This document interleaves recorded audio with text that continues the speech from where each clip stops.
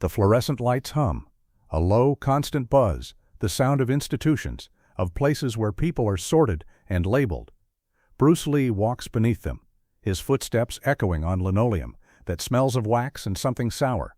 Milk, maybe, or fear. Los Angeles, October 1971. Woodcrest Elementary, a beige building in a beige neighborhood where the lawns are green and the faces are white. Bruce Lee does not belong here.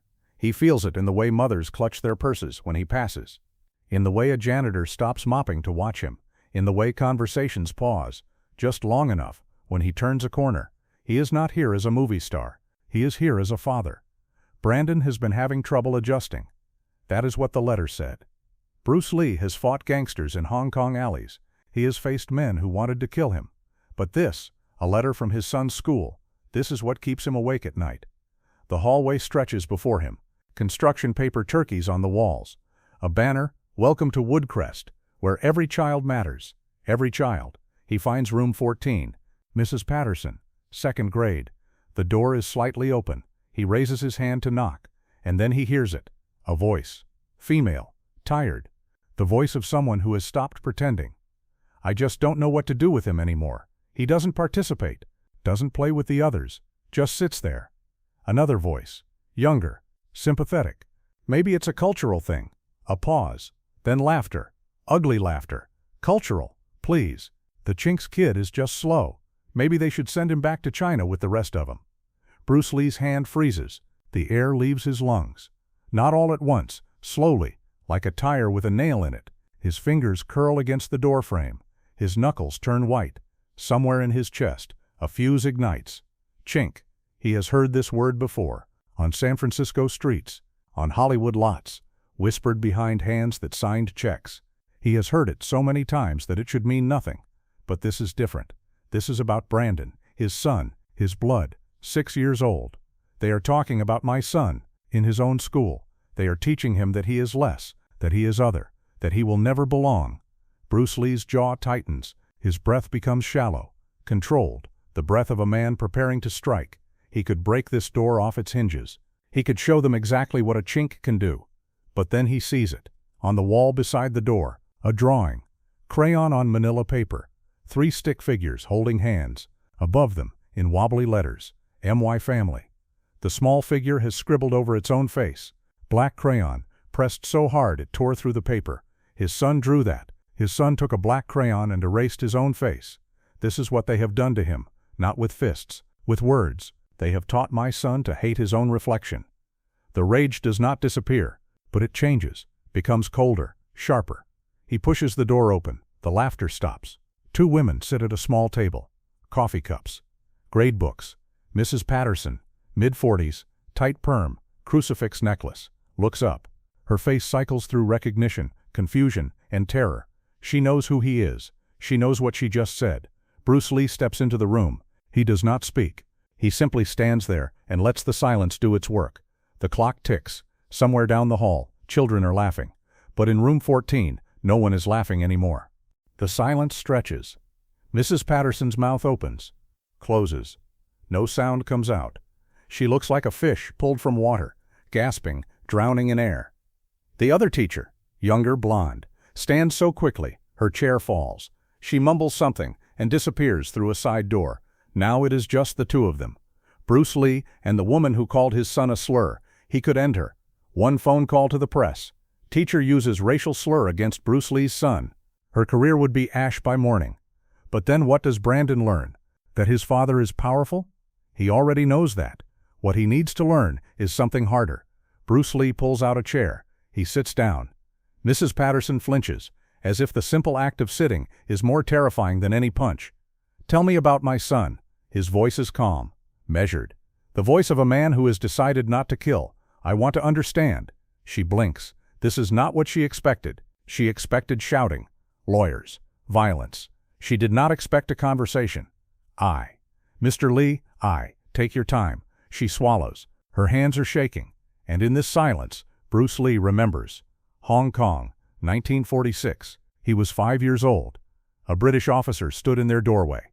Tall, red-faced, shouting about noise complaints, about these people, and their infernal racket. Bruce's father, Li Hoi Truyen, a Cantonese opera singer, stood with his head bowed, nodding, apologizing. "Yes, sir. Sorry, sir." The officer spat near his father's feet and walked away. Young Bruce tugged at his father's sleeve. "Why didn't you fight him?" His father knelt down. His eyes were tired, not defeated. Tired. Some battles are not won with fists, CEO Lung. Some battles are won by staying human, when the world wants you to become an animal. Bruce did not understand. Not then. Does he have friends? She shakes her head. He keeps to himself. Does he speak in class? Rarely. And when he does, the other children laugh at his accent. And what do you do when they laugh? She looks at her hands. Her coffee has gone cold.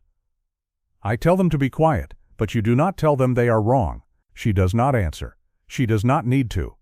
Bruce Lee leans back. He looks at this woman. Ordinary cruelty. Ordinary blindness. She is not a monster. That is what makes it worse. Monsters are easy to fight. But ordinary people build the walls, brick by brick, word by word, until a 6-year-old boy erases his own face. Destruction is easy. Any fool can destroy. The question is, can I build something instead? He leans forward. "Mrs. Patterson, I am going to tell you something about my son, and I need you to listen." She nods. She has no choice. "Do you know what Brandon told me last night?" She shakes her head.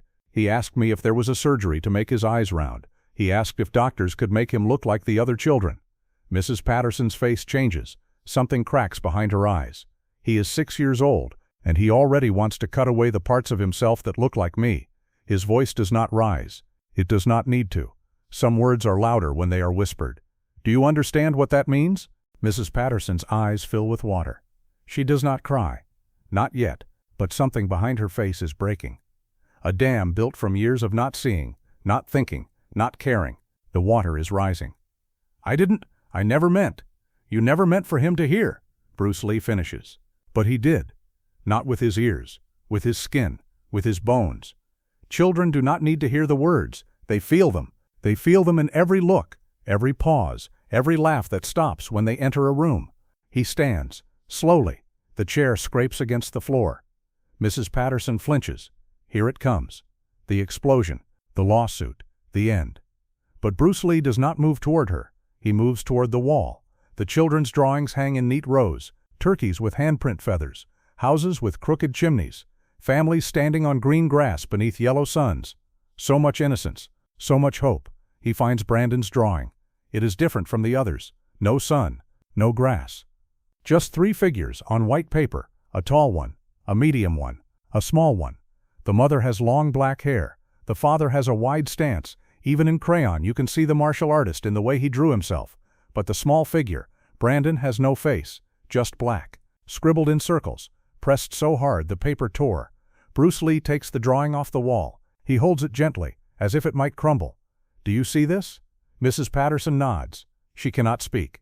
"My son drew his family. He drew his mother. He drew me. But when he got to himself..." Bruce Lee's voice cracks. Just for a moment. Just enough. He could not draw his own face. He erased it. Because somewhere, somehow, he learned that his face is wrong. That his eyes are wrong. That everything that makes him look like me is something to be ashamed of. He turns to face her. The drawing in his hand. The fluorescent lights buzzing overhead. This is what hatred does, Mrs. Patterson. It does not break bones. It breaks mirrors.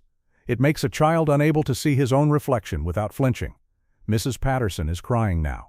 Silent tears running down her cheeks. Her mascara bleeds. "I'm sorry," she whispers. "I'm so sorry." Bruce Lee looks at her for a long moment. He could accept the apology. He could walk away. The battle is won, but he is not finished.